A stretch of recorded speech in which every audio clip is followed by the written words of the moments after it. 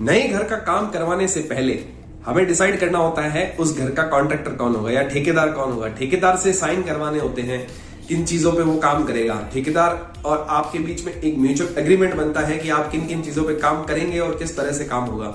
यानी कि अगर नया घर बनना है तो एक कॉन्ट्रैक्टर या ठेकेदार को आपको पकड़ना होगा, वो आपको काम करके देगा। लेकिन वो काम क्या करके देगा और किस तरह से करके देगा, उस चीज को एक रिटर्न डॉक्यूमेंट पे लिख के फाइनलाइज करते हैं। यानी कि एक एग्जांपल के लिए समझे कि मैंने आपको बोला कि आपका 2000 स्क्वायर फीट का घर बनने वाला है और एक XYZ कॉन्ट्रैक्टर आया और उसने बोला कि मैं आपका 2000 स्क्वायर फीट का घर बना के दे दूंगा। अब वो उस चीज का चार्ज कैसे करेगा, मकान किस तरीके से बनाएगा, उसका फाउंडेशन कैसे लेगा, उसकी छत कैसे आएगी, उसकी क्वालिटी क्या होगी, इन चीजों का डिस्कशन जो होता है या फिर जो जिस चीज पे डिस्प्यूट होता है या फिर जिस चीजों का कंफ्यूजन होता है, उन चीजों के लिए एक रिटर्न एग्रीमेंट बनता है जिसको कॉन्ट्रैक्ट बोलते हैं। तो कॉन्ट्रैक्ट के अंदर कौन कौन से पॉइंट होने जरूरी है और किन चीजों का हमें ध्यान रखना है कॉन्ट्रैक्ट बनवाने से पहले, आज हम उन चीजों पर डिस्कशन करेंगे। यानी कि ठेकेदार का क्या काम रहेगा और हमारा क्या काम रहेगा। तो रिटर्न डॉक्यूमेंट में क्या एग्रीमेंट के पॉइंट्स आने हैं, आज उन चीजों के बारे में हम डिस्कशन करेंगे। तो चलिए शुरू करते हैं आज का वीडियो। मेरा नाम है जतिन, आप सबका स्वागत है ईशान डिजाइन चैनल में। चलिए शुरू करते हैं। तो सिंपल सी बात है कि रेगुलर में आपको पता ही होगा कि अगर आप किसी कॉन्ट्रैक्टर को काम दे रहे हैं तो उनसे क्या आउटपुट लेना है। लेकिन मैं आज आपको ऐसी शर्तें बताने वाला हूं जिन चीजों पे कॉन्ट्रैक्टर या ठेकेदार या फिर क्लाइंट आपस में दोनों की क्लैश होती है या फिर उन चीजों पे लोगों को झगड़ा होता है, कंफ्यूजन ज्यादा पैदा होता है। तो जो सबसे पहला और इंपॉर्टेंट पॉइंट है, आप इसे लिख सकते हैं, जो मैं भी इंफॉर्मेशन दे रहा हूं उन सब चीजों को लिखें और इनको नोट करके रखें। जब भी आप किसी कॉन्ट्रैक्टर से जाएं तो उनसे ये इस चीज को क्वेश्चन करें, उनकी पुरानी चीजों को देखें और समझें। तो जो सबसे पहला आपको काम करना है, उस कॉन्ट्रैक्टर की आईडी यानी कि उसका जो इंफॉर्मेशन है, उसका रहने की जगह, उसका नाम, उसका फैमिली बैकग्राउंड और उसके किए हुए पुराने सारे काम, वो आप सबको देखने जरूरी है। और जो भी काम उन्होंने किए हैं उन सबका रिव्यू लें। जिस क्लाइंट के उन्होंने काम किए उन क्लाइंट से मिलें और उनका पूरा रिव्यू लें। यानी कि जिस ठेकेदार को आप काम दे रहे हैं उसका बैकग्राउंड पूरा पता होना चाहिए आपको। तो सबसे पहला पॉइंट तो आपको यही देखना है कि उस कॉन्ट्रैक्टर का बैकग्राउंड कैसा है।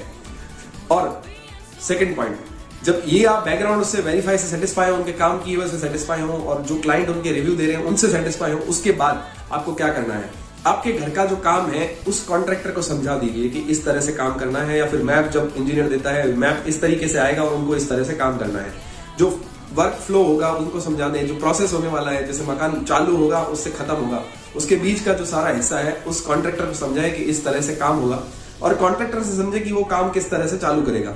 इस चीज को समझे और उसके बाद उसको रिटर्न में लिखवाए कि स्टेप बाय स्टेप इस तरह से काम होने वाला है। तो जो काम होने वाला है उसके सारे स्टेप क्लियर होने चाहिए, क्लाइंट के माइंड में भी और कॉन्ट्रैक्टर के माइंड में भी, किस तरह से उसका काम होना है। तो ये रहा सेकंड पॉइंट, ताकि कोई भी काम के टाइम पे ना तो कॉन्ट्रैक्टर ना क्लाइंट के बीच में कंफ्यूजन हो कि ये किस तरह से काम हो रहा है, किस तरह से होना चाहिए।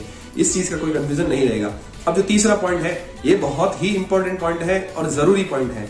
जो भी आप काम देते हैं कॉन्ट्रैक्टर से पूछ लें कि काम किस तरह से होगा, यानी कि काम किस तरह से होगा और उस चीज का चार्जेस वो किस तरह से लेगा। अगर आप किसी को एग्जांपल से समझे कि अगर आप अपने घर का काम स्क्वायर फीट के हिसाब से दे रहे हैं, यानी कि अगर 20 बाय 50 का आपका घर है तो 1000 स्क्वायर फीट का काम होगा।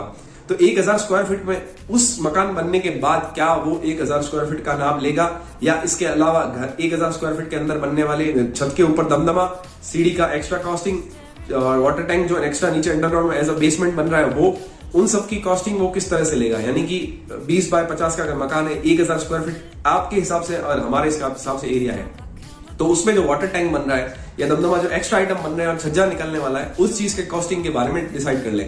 यानी जो कंस्ट्रक्शन होने वाला है उस चीज का कॉस्टिंग कैसे होगी, यानी कि उसके पैसे कैसे लिए जाएंगे या फिर उसका काम उसका नाप किस तरह के होगा। या अगर मैं आपसे स्क्वायर फीट के हिसाब से पैसे मांग रहा हूं तो आप कितने स्क्वायर फीट के पैसे आप मेरे से लेंगे। तो इस चीज की क्लैरिटी जरूर शो करें, यानी कि जो काम हो रहा है वो कितना स्क्वायर फीट हो सकता है। एस्टिमेट बजट आप जरूर लें ताकि आपको बाद में जब पेमेंट करना हो तो उसका बजट ना तो एक्सीड करे ना कम आए, यानी कि आप अपना प्रिपरेशन कर पाए तो आपको दिक्कत नहीं आएगी। अब जो चौथा पॉइंट है वो बहुत इंपॉर्टेंट है। जब काम चल रहा होगा तो उस काम चलते के बीच में जो पानी की क्योरिंग होती है या पानी की तराई होती है, जो पानी छिड़कना होता है, घर के अंदर जो फाउंडेशन को पक्का करने के लिए पानी की तराई कौन करेगा, किसके एंड की पानी की तराई होगी। इस चीज पे बहुत बार बहस होती है क्योंकि ये छोटा सा काम है। कॉन्ट्रैक्टर बहुत बार इस चीज को मिस कर देते हैं और मकान मालिक इस भरोसे रह जाते हैं कि कॉन्ट्रैक्टर करके देगा। तो इस चीज को पहले क्लियर कर दें। अगर कॉन्ट्रैक्टर इस चीज के लिए अग्री कर रहा है तो ही वो काम उसे दे। क्योंकि ये बहुत इंपॉर्टेंट काम है। अगर ये मिस हो गया, कॉन्ट्रैक्टर ने अगर थोड़ी भी लापरवाही रखी, तो आपका घर कमजोर पड़ सकता है। तो इसके लिए ये सबसे ज्यादा इंपॉर्टेंट है कि इस चीज को पहले ही क्लियर कर दें। अगर कॉन्ट्रैक्टर इस चीज को अच्छे से अगर वो प्रोवाइड नहीं करवा पा रहा है, तो आप अपने एंड से काम करवाएं, वाटर क्योरिंग करवाएं, पानी की तरह आप खुद करवाएं, तो ही ज्यादा बेटर है। मैं आपको यही पर्सनल सलाह दूंगा कि पानी की तरह का काम आप खुद करवाएं तो ज्यादा सही है। लेकिन फिर भी अगर आप कॉन्ट्रैक्टर आपका अच्छा है, तो उनसे एक बार सलाह लेके उनसे बात जरूर करें।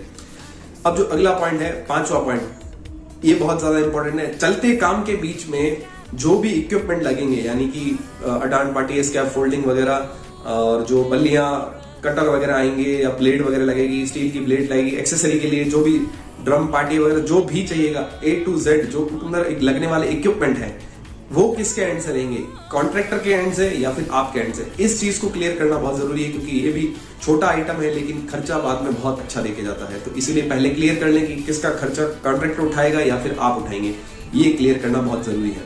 अब ये सब तो बात हो गई, मेन 7 पॉइंट हमें किस तरीके से उसका ध्यान रखना है। अब बारी आती है जब क्लाइंट एंड से कुछ चेंजेस हो, तो जैसे कि मैं अगर मकान बना रहा हूं, मेरा अगर मूड हो गया कि मेरे को ये किचन यहां नहीं रख के दूसरी जगह लेना है, यानी कि जो मैंने मैप दिया या फिर जो हमारा इनिशियली डिस्कशन हुआ, उसके अलावा ये चीज बन रही है, इसमें जो चेंजेस आए हैं, तो चेंजेस का किस तरह से उसका सॉल्यूशन होगा, यानी कि मैंने जो चीज यहां से उठा के वहां लगाई है, उसका जो एक्स्ट्रा कॉस्टिंग है वो किस तरह से डिसाइड होगी। क्या उसका कॉस्टिंग बराबर लेंगे या जो उसकी कॉस्टिंग ज्यादा होगी वो किस तरह से होगा, उसका एक फिलअप फॉर्म भरवा दें या फिर आप उनसे लिखवा के ले लेंगे, इस तरह से उसका नाप लिया जाएगा या फिर उस तरह से इसका पैसा होगा। यानी कि क्लाइंट एंड से चेंजेस आने पे किस तरह से आपको उसका निपटारा करना है, उस चीज को एक बार खाली सोच लें आप अपने एंड से और कॉन्ट्रैक्टर के बीच में एक म्यूचुअल अंडरस्टैंडिंग बन जाए। ताकि अब जो आखिरी पॉइंट है वो आपको सोचने लायक है, या आप चाहें तो आप बता सकते हैं, या फिर बहुत कम केसेस में ये पॉइंट देखने को मिलता है कि अगर काम कॉन्ट्रैक्टर खराब कर दे, कॉन्ट्रैक्टर आपने देखा करा सब उसका रिव्यू लिया, लेकिन अगर आपका कॉन्ट्रैक्टर वो काम खराब कर दे या आपका काम खराब कर दे, उस कंडीशन में आपको क्या करना है, या कॉन्ट्रैक्टर से आपको वो काम सही कैसे करवाना है। यानी कि अगर कॉन्ट्रैक्टर ने काम खराब कर दिया है तो आप उसको कैसे सुधार करेंगे, या कॉन्ट्रैक्टर उसको कैसे सुधार करके देगा, तो उस बारे में डिस्कशन कर लें। अगर काम खराब हुआ तो वो उसका पैसा देगा या उस चीज को रिपेयर करवा के देगा, अगर रिपेयर करवा के देगा तो कितने टाइम में करवा के देगा, उसका क्या रीजन होगा, किस तरीके से होगा, उस चीज का निपटारा कैसे होगा, इस चीज का एक क्लॉज जरूर रखें, इस चीज का पॉइंट जरूर लिख के रखें, इसको नोट करवा के रखें। अब जितने भी आप पॉइंट बनाएं उसको एक बढ़िया से व्हाइट पेपर पे लिखें, नीचे साइन करवाएं, साथ ही साथ इसको एक लीगल डॉक्यूमेंट स्टाम्प पेपर यानी स्टाम्प पेपर पे जरूर लिखवाएं और दोनों पार्टी के साइन करवाएं।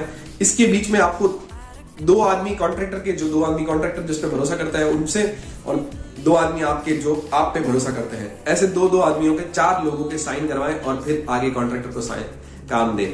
यानी कि जो भी एक्सचेंज हो रहा है उसके 2-4 गवाह होने जरूरी हैं, और जिस कंडीशन में अगर गड़बड़ होती है तो वो 4 गवाह आपको सॉल्यूशन करवाने के लिए आपके साथ रहेंगे। तो इससे आपके साथ भी धोखा नहीं होगा और कॉन्ट्रैक्टर के साथ भी धोखा नहीं होगा, तो आप दोनों फायदे में रहेंगे और आपका घर भी बहुत अच्छा बनेगा। तो ये तो बड़े सिंपल से पॉइंट थे। इसके अलावा क्या काफी सारे छोटे छोटे पॉइंट होते हैं जो आप कॉन्ट्रैक्टर और अपने स्तर पे निपटा सकते हैं। इन मेन पॉइंट पे ज्यादातर समस्या आती है, मैंने आपको इन पॉइंट के बारे में बता दिया। आप इन बातों का ध्यान रखेंगे तो ना तो कॉन्ट्रैक्टर ना आपके बीच कभी भी कुछ चीज में बहस नहीं होगी और आपका घर बहुत अच्छा बनेगा। अगर आपको पसंद आया तो इस वीडियो को लाइक जरूर कर दें और चैनल को सब्सक्राइब कर दें और अपने दोस्तों के साथ जरूर शेयर करें जिसको इसकी जरूरत है। अगर आपको इन्फॉर्मेशन पसंद आई तो इस वीडियो को आगे जरूर शेयर करें। तो मिलते हैं दोस्तों अगले वीडियो में, तब तक के लिए मेरे चैनल को सब्सक्राइब कर दें और दूसरे वीडियो जरूर चेक करें।